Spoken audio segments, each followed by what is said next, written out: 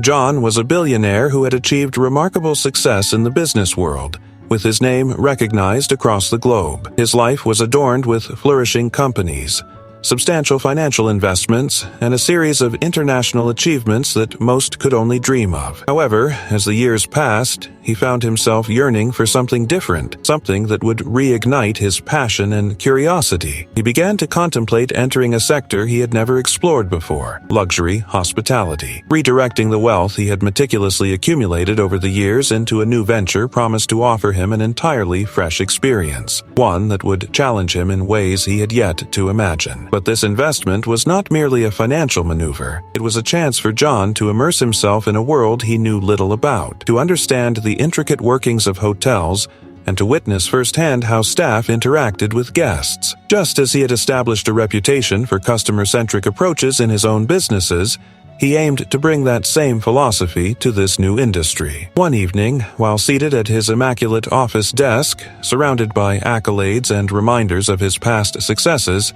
John realized just how exhilarating this idea was. The hotel he envisioned investing in had to exude luxury, not just in its opulence but in the quality of experience it offered its guests. Every aspect, from the architecture to the service, needed to be impeccable. Yet something was amiss. John understood that he could only gauge the true effectiveness of a luxury hotel by experiencing firsthand how the staff treated their guests. Thus, before purchasing shares in the hotel, he contemplated conducting a comprehensive test. This test would not only inform him about the hotel's quality but also serve as a litmus test for his potential investment. John was acutely aware of the complexities surrounding race and societal dynamics. His journey as an African-American businessman had been fraught with challenges, many of which stemmed from deeply ingrained prejudices. The obstacles he faced extended beyond the boardroom. They infiltrated every facet of societal life. Before stepping into the hospitality sector,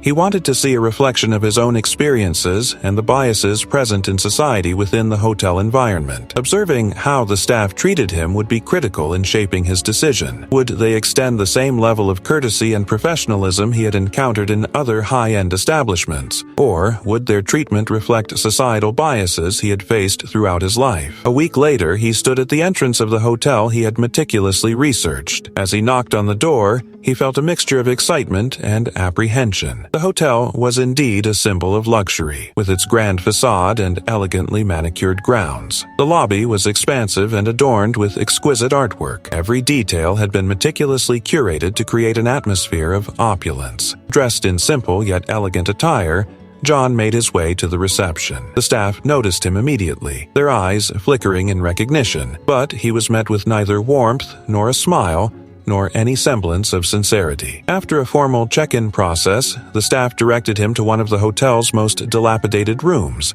a stark contrast to the grandeur he had just witnessed. It was exactly as John had feared, a dimly lit space that was far from clean, with peeling wallpaper and a lingering scent that hinted at neglect. A good test, John thought to himself. This was a crucial step toward obtaining the experience he sought. Over the next 2 nights, John would meticulously observe every facet of the hotel. From the moment he entered, he began to assess the environment around him, the approach to customers, the demeanor of the staff, the quality of service, and even the interactions between guests. Each small element within the hotel would reveal whether he was on the right path. That evening, as he spent time alone in his room, his mind was filled with questions awaiting resolution. Would he invest in the hotel? If he did, would he truly be able to measure how much the staff valued their service? He spent the night in silence and tranquility, his mind swirling with thoughts that danced between hope and skepticism. Not only was he a prominent businessman, but he was also a deeply sensitive individual, attuned to the diverse segments of society. This hotel experience could teach him invaluable lessons about both business and human relations. John knew that the following day's test would be of utmost importance. Before making any investment, he wanted to uncover the intricacies of all services at the hotel. This experience would illuminate not only this hotel but also serve as a beacon for hotels worldwide. What lay ahead would depend entirely on his observations and the experiences he encountered. It also presented a golden opportunity to confront racism head-on. The test he would conduct before investing in the hotel might once again bring to light the prejudices and racist behaviors he had faced for years. John understood that this journey was not just about financial gain.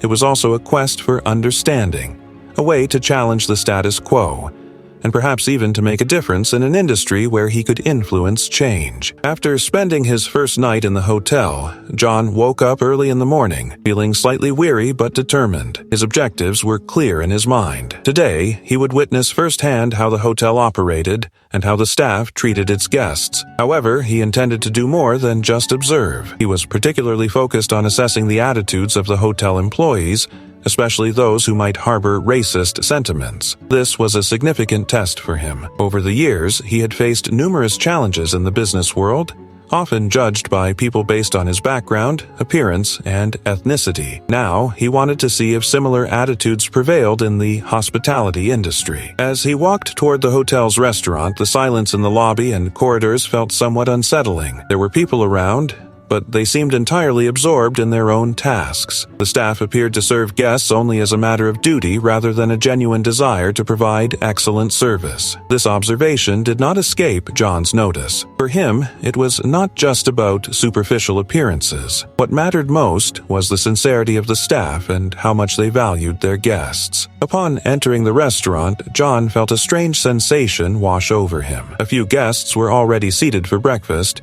yet they seemed to be keeping an unusual distance from one another. In one corner, a group sat together, but they were attended by a notably cold waiter. The waiter glanced back a couple of times before approaching the tables, as if hesitating with each step he took. John immediately recognized the implications. There was a serious deficiency in the hotel's customer relations, but the real test would come as he began his breakfast. As preparations were underway in the kitchen for the morning meal, John settled at a table and began to observe how the staff interacted with one another. Sitting alone, he scrutinized their behaviors carefully. After a few minutes, a staff member from the kitchen noticed John and approached his table hesitantly. The young employee scanned the area nervously before quickly offering a perfunctory, "Enjoy your meal." However, there was no warmth or sincerity in the expression on his face. John caught on to this immediately. He noted the coldness in the staff member's tone and how swiftly he retreated afterward. He felt a palpable distance and chill across the entire staff. At that moment,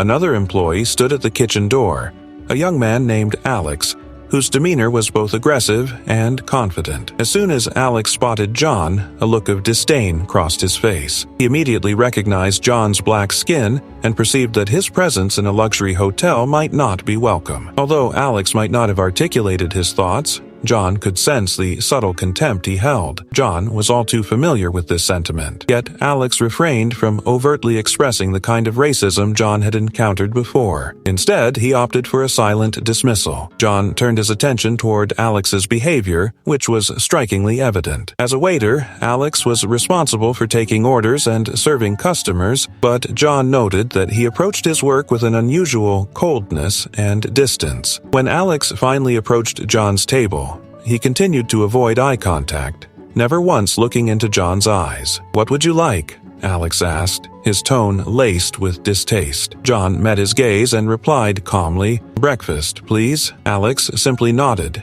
maintaining silence for a few moments before walking away to take the order. John was not particularly surprised by Alex's demeanor. Nonetheless, he felt a pang of disappointment. Racism was still prevalent, even at the most basic levels, where people judged one another solely based on appearances. Yet, John reminded himself to remain composed and focused on his observations. At that moment, he was on the verge of making a decision. The conclusion of his test was approaching. A short time later, Alex returned with John's breakfast. Before beginning his meal, John looked into Alex's eyes once more, trying to decipher his attitude. However, Alex made a concerted effort to avoid any direct eye contact. When John requested, "Could I get a warmer cup of coffee?" Alex simply placed the coffee cup in front of him and quickly retreated without saying a word. After finishing his meal, John left the restaurant, but his mind remained preoccupied with the events of that morning. The challenges he had faced in the business world had instilled in him a fierce determination to combat racism. This experience made him ponder the nature of his potential investment. Was the hotel merely a place worthy of financial backing, or could it provide an opportunity to convey a larger message? In John's eyes, the answer to this question was becoming increasingly clear. As he stepped outside, The crisp morning air hit him, invigorating his senses. John knew that his journey in this hotel was not just about assessing a business opportunity, it had transformed into a personal quest to challenge societal norms and prejudices. With each observation, he felt more compelled to act, not just for himself but for others who had faced similar struggles. This hotel could be his platform for change, a chance to redefine what luxury hospitality could represent in a world that desperately needed it. The path ahead was filled with uncertainty, but John was determined to navigate it with integrity and purpose. After finishing breakfast, John made his way toward the hotel lobby, his inner unease mingling with a desire to better understand the overall atmosphere of the establishment. The scene he had witnessed in the breakfast room had already shaped his first impressions. Now, however, it was time for the real test. He aimed to delve deeper into the attitudes of the staff and their approaches to the guests before deciding whether to invest in the hotel. Just a few minutes away from the restaurant, there was a small corner where guests often sat alone, and staff members would occasionally attend to their tasks. John considered taking a seat in that corner to continue his observations. But at that moment, he noticed Alex, the waiter, scrutinizing him from the kitchen door. Alex was a young man who typically moved slowly and performed his duties mechanically. Yet this morning, his behavior toward John was markedly different.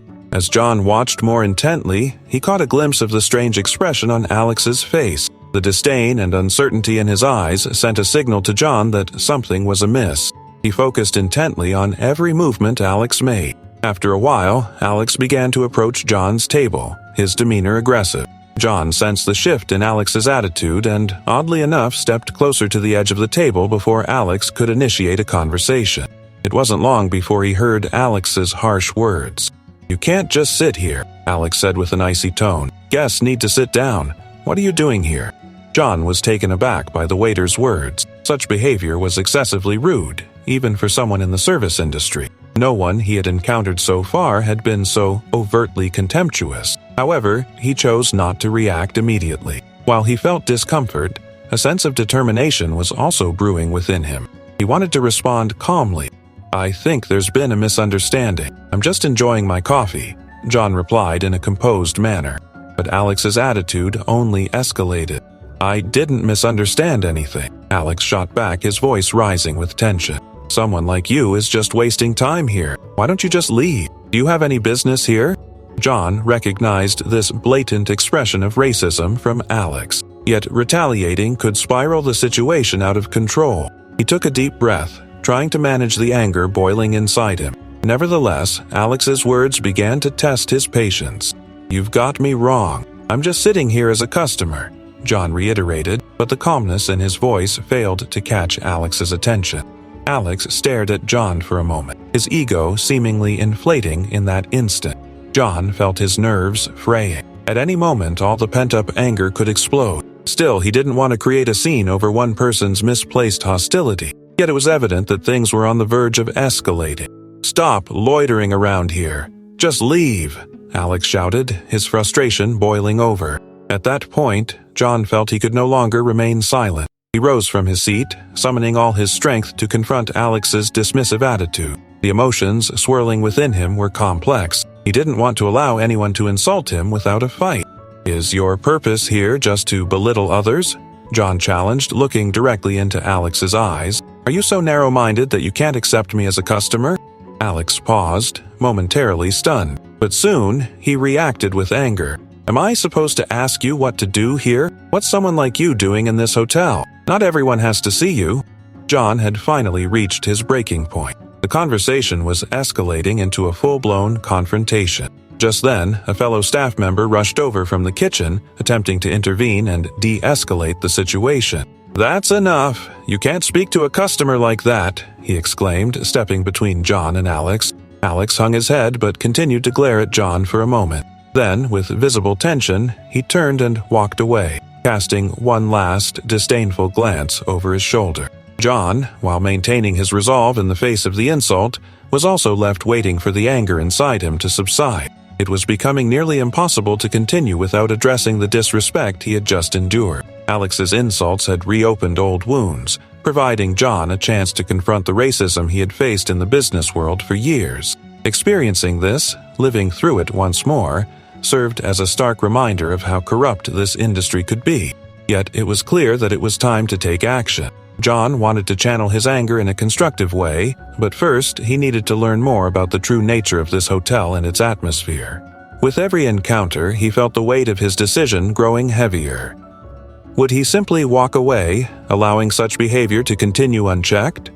Or could he leverage this experience to foster change and challenge the status quo?